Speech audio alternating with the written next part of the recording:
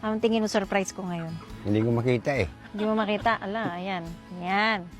Gusto mo malaman ko anong surprise ko sa'yo? Ano yun? Meron akong nabiling baboy at manok. Saan may lalagay? Andyan na, yun nakalagay na eh. Wala, hindi naman atin yan eh. Siyempre, tatanggalin natin yan mamaya. Eh, siyempre, ibabalik. Meron pa ako isa pang sorpresa. Ano yun? Itong tinatayuan natin. Pwede tayo magtanim. Pwede. Alam mo bakit? Oh. Binili ko na po itong lupang to para sa'yo.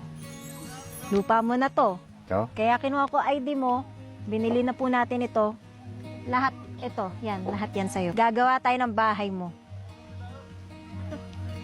Ah! Anong plano natin dito? Ibibigay namin sa inyo yung titulo, nakapangalan ito sa'yo. Oh. Regalo po namin ito sa'yo. Oh. Masaya ka naman po ba? Masaya naman. May lupa ka na! Iba ka na! Ako bahala sa'yo. Sabihin mo sa akin kailangan natin para makagawa tayo ng bahay mo dyan.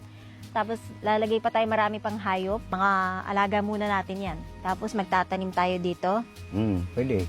Oh, ano pang gusto mong gawin? Hindi mo ba nagigets, kuya? Sa'yo na Wala yan. na. Ay, ito? Oo. Sa'yo yan. Maraming salamat.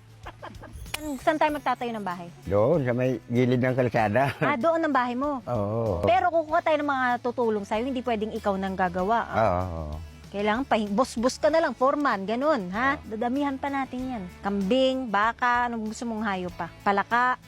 Baka. Baka. Ayaw mo palaka? Ay, ako. Tapos pag nag-asawa ka, tira mo na dito. Oo. Pag nagkaanak ka, saan mo yung titira? Dito rin.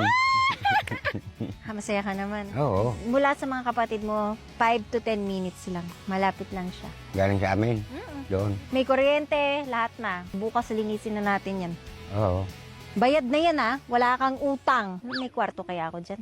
Eh, siyempre, mayroon ka rin dyan. Aba, alam mo na bang gagawin yung plano natin?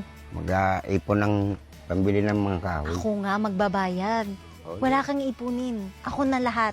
O, lilinisin mo na. O, lang. linis. Tapos sabihin mo lang sa akin lahat po. Wala kang kailangang gastusin. Wala kang kailangang ipunin, Oo. kuya. Oo. Basta buo mo na lang yung bahay mo. Ayos yun. Nasaan yung mga kapatid mo? Sabihan na natin na may lupa. Ano? Kwento mo sa kanila. Oh, sabihin natin.